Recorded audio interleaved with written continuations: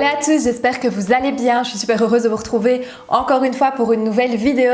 J'espère en tout cas que vous allez bien, que la période de confinement se passe toujours bien pour vous, que vous prenez bien soin de vous.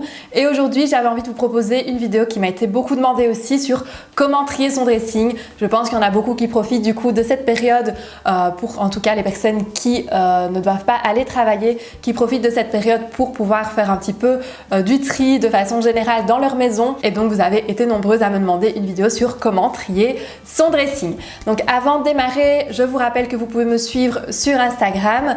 Donc mon compte c'est julie.inyourstyle. Donc je continue à partager, comme vous me l'avez demandé, mes looks de façon régulière. Vous pouvez suivre un petit peu aussi mon quotidien en story et vous pouvez aussi me suivre sur la page Facebook qui est un petit peu moins active pour le moment, mais c'est là en tout cas que j'annonce toutes les activités et toutes les actualités d'In Your Style. Donc on va démarrer tout de suite cette vidéo sur comment trier son dressing. Donc déjà, pourquoi trier son dressing? Moi, c'est quelque chose que j'invite à chaque fois mes clientes et mes clients à faire. Pourquoi? Tout simplement parce que trier son dressing, ça permet vraiment d'avoir une meilleure visualisation de ses vêtements. Ça permet vraiment de pouvoir composer beaucoup plus facilement ses looks que sinon si on a un dressing qui n'est pas rangé, où on n'a pas les pièces qui sont visibles et qui sont facilement accessibles. Qu'est-ce qui se passe? On finit par oublier certaines pièces et on finit par porter bien souvent la même chose. La blouse qui se retrouve au-dessus de la pile, le jeans qui se retrouve au-dessus de sa pile aussi. On se dit que ce sera bon comme ça pour aujourd'hui et finalement on tombe un petit peu dans ses habitudes et on reste dans sa zone de confort. Que le fait par contre d'avoir un dressing qui est trié, qui est organisé, qui est catégorisé, ça permet de pouvoir composer beaucoup plus facilement ses looks et d'avoir une meilleure vision d'ensemble. Donc je vous conseille vivement d'avoir un dressing organisé ou en tout cas organisé s'il n'est pas organisé à ma manière mais à la vôtre et que vous comprenez et que vous vous y retrouvez, c'est très bien aussi, mais d'avoir une certaine organisation pour pouvoir choisir vos tenues beaucoup plus efficacement. Donc déjà, avant de réorganiser son dressing, la première étape c'est de vider son dressing avec certaines catégories de pièces qui sont inutiles. Donc je pense par exemple aux vêtements abîmés. Donc ce qui est abîmé, clairement, on sait très bien que c'est pas intéressant de le garder dans son dressing parce que c'est quelque chose qu'on ne portera pas en état, c'est quelque chose qu'on ne portera pas tel quel. Donc soit on sait que c'est abîmé et irréparable et à ce moment-là on jette ou on donne si la pièce le permet et est encore portable, soit alors on envisage de la faire réparer parce qu'il y a beaucoup de choses qu'on peut faire réparer et auxquelles on ne pense pas spécialement, retoucher, réparer, changer un bouton ou que sais-je, c'est tout à fait possible, mais il faut bien évidemment s'engager à le faire. Mais en tant que tel, ça n'a rien à faire dans votre dressing parce que ça prend la place d'une autre pièce et donc ça on la retire et on fait deux tas, soit à donner, à jeter, soit à réparer, mais on ne laisse pas en tout cas la pièce en tant que telle dans son dressing. Donc ça c'est la première chose, c'est retirer vraiment tout ce qui est abîmé ou tout ce qui est à réparer pour faire le tri. Donc ça c'est la première étape. La seconde étape c'est de retirer de son dressing tout ce qui n'est plus à sa taille. Donc je sais que cette étape est parfois un petit peu compliquée parce que bien souvent on fluctue, on porte pas la même taille toute saison et toute l'année et on se dit toujours que oui mais ça peut servir, soit je vais regrossir, soit je vais remaigrir et que du coup cette pièce peut servir à un moment donné ou à un autre. Donc ces pièces là non plus n'ont rien à faire dans votre dressing, elles prennent également la place d'autres pièces qui sont plus efficaces et qui sont à votre taille. Donc ça, deux possibilités, soit vous faites le deuil de ces pièces là en vous disant que de toute façon cette taille là qu'elle soit en plus ou en moins, peu importe, vous ne la porterez plus et donc c'est quelque chose qui est inutile. Soit vous savez qu'à un moment donné, parce que vous êtes dans une phase de prise de poids ou de perte de poids, peu importe de nouveau, vous savez que vous allez reporter cette pièce, qu'il est fort probable que vous reportiez cette pièce et à ce moment-là, vous la stockez quelque part dans votre grenier, en dessous du lit, peu importe, vous trouvez une petite place chez vous pour pouvoir stocker ça. Vous achetez des caisses par exemple chez Ikea, les caisses en plastique avec un couvercle, comme ça reste bien net, ça reste bien propre, ça ne prend pas ni la poussière ni l'humidité, mais vous sortez ces pièces de votre dressing parce qu'à l'heure d'aujourd'hui ce ne sont pas des pièces qui sont intéressantes parce que vous ne les portez pas. Et enfin, ce que vous allez retirer aussi de votre dressing, c'est les pièces que vous n'avez plus portées depuis au moins 2 saisons.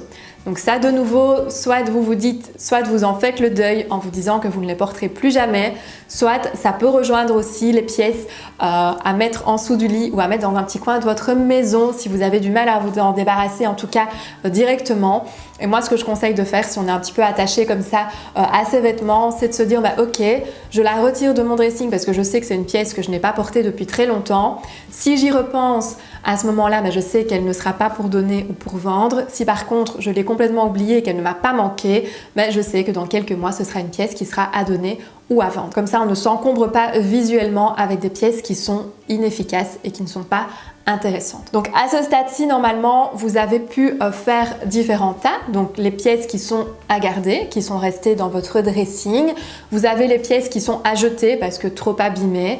Et donc là, à ce moment-là, on ne sait rien en faire d'autre. Vous avez les pièces qui sont à donner à votre maman, à votre belle-mère, à votre soeur, votre copine, votre amie, peu importe. Vous avez les pièces à vendre. Donc ça, les pièces que vous pouvez tout à fait revendre en vide dressing sur Vinted ou sur toute autre application que vous utilisez. Et vous avez les pièces à faire réparer. Donc là, les pièces que du coup, vous savez que vous allez reporter, mais qui pour le moment sont abîmées, qui manquent un bouton, qu'il faut refaire l'ourlet, peu importe, mais ces pièces-là que vous devrez amener chez la retoucheuse ou faire reprendre vous-même. Si vous savez le faire, c'est encore mieux.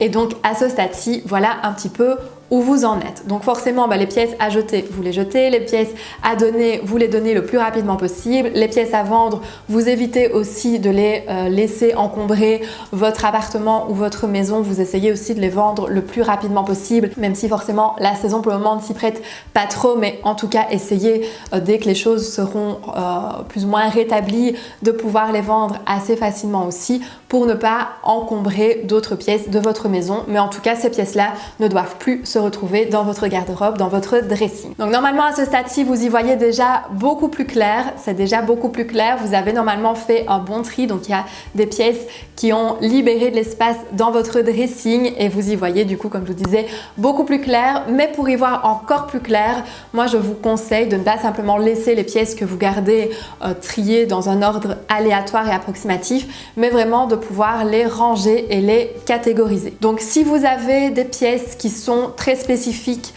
aux saisons, donc des pulls qui sont très hivernaux, des robes qui sont très estivales, vous savez à un moment donné que vous allez peut-être les switcher ou les mettre dans deux parties de votre dressing en fonction de la manière finalement dont votre dressing est organisé aussi à la maison, comment vous vous organisez et la place que vous avez.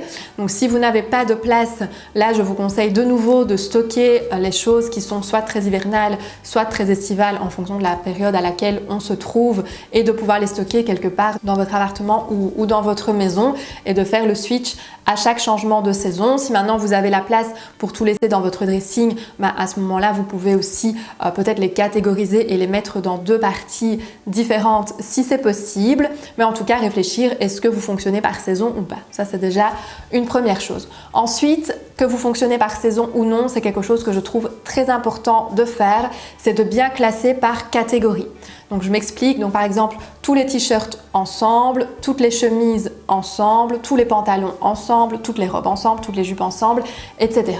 Pourquoi? Parce que ça vous permet quand vous devez composer votre look de vous dire ok, d'abord je cherche un haut, ensuite un bas et vous savez directement comment composer vos tenues et où aller sélectionner justement les pièces. Donc ça c'est quelque chose que je vous invite vraiment à faire, c'est de vraiment les sélectionner et de vraiment trier par catégorie. Si vous avez la possibilité, le mieux est de mettre le plus possible sur cintre parce que de nouveau ça vous donne une meilleure visibilité. Maintenant s'il y a des choses que vous devez plier, automatiquement ce sera plutôt les pantalons par exemple comme les jeans, les pulls en maille, ça de toute façon je vous déconseille de les mettre sur cintre parce que ça se déforme.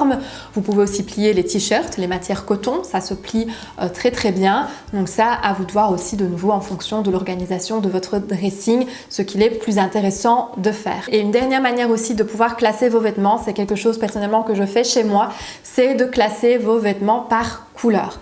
Donc par exemple pour les hauts, j'ai tous les hauts blancs, les hauts colorés, tous les blancs, tous les jaunes, les rouges, les bleus, les noirs, les gris, et je fais comme ça un dégradé de couleurs, donc vous n'êtes pas obligé d'aller jusque là, mais c'est vrai que moi en tout cas je trouve que c'est beaucoup plus facile d'avoir une vision vraiment par couleur de ces vêtements, parce que de nouveau pour pouvoir composer ces looks c'est quelque chose qui est assez efficace et qui est assez facile quand on a justement une meilleure vue d'ensemble de son dressing. Et une dernière petite astuce aussi qui je trouve est très intéressante, je ne sais plus très bien où j'avais lu cette astuce là, mais je trouve qu'elle est très chouette aussi et c'est quelque chose que je peux régulièrement conseiller aussi, c'est quand vous avez porté une pièce, c'est de retourner le cintre dans l'autre sens. Comme ça, une fois qu'elle est nettoyée, lavée, etc.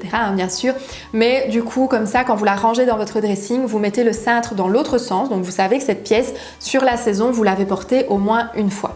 Et fin de saison, ça nous permet de nous rendre compte finalement quelles sont les pièces qu'on n'a jamais portées et de se poser la question, quand on refait son tri peut-être quelques mois plus tard, de savoir si finalement cette pièce c'était vraiment intéressant de la garder ou pas, étant donné qu'on l'a peu portée et que du coup elle prend de la place peut-être pour rien dans notre dressing. Et une dernière chose à laquelle on ne pense pas toujours non plus, c'est de classer aussi ses accessoires, donc que ce soit les ceintures, les chapeaux, les sacs à main, peu importe. Pourquoi? De nouveau, si on ne le fait pas, en fait, on va toujours aller chercher la dernière ceinture portée ou le dernier sac à main, alors que parfois on retrouve des merveilles, on retrouve des pièces qu'on a peu mises simplement parce qu'elles ne sont pas visibles. Et en fait, quand les pièces ne sont pas visibles, on a tendance à les oublier et à ne jamais les porter. Et donc, c'est un petit peu dommage parce que finalement, on porte un faible pourcentage de son dressing alors qu'on a énormément de choses qu'on pourrait porter, et donc trier ses accessoires c'est très intéressant aussi. Donc voilà, c'était mes petits conseils pour comment trier son dressing, pour comment optimiser visuellement l'espace de son dressing. J'espère que ça vous aura donné des idées, j'espère que ça vous aura motivé à ranger et à trier votre dressing. D'ailleurs, dites-moi en commentaire si vous avez déjà commencé le tri pendant ce confinement. Dites-moi aussi si tout va bien, j'espère en tout cas que tout va bien pour vous. Si vous avez des questions, posez-les moi aussi en commentaire. Moi, ça me fait toujours plaisir de pouvoir discuter avec vous. Et nous, on se retrouve la semaine prochaine, comme chaque samedi, pour une nouvelle vidéo. D'ici là, prenez bien soin de vous. Bye bye!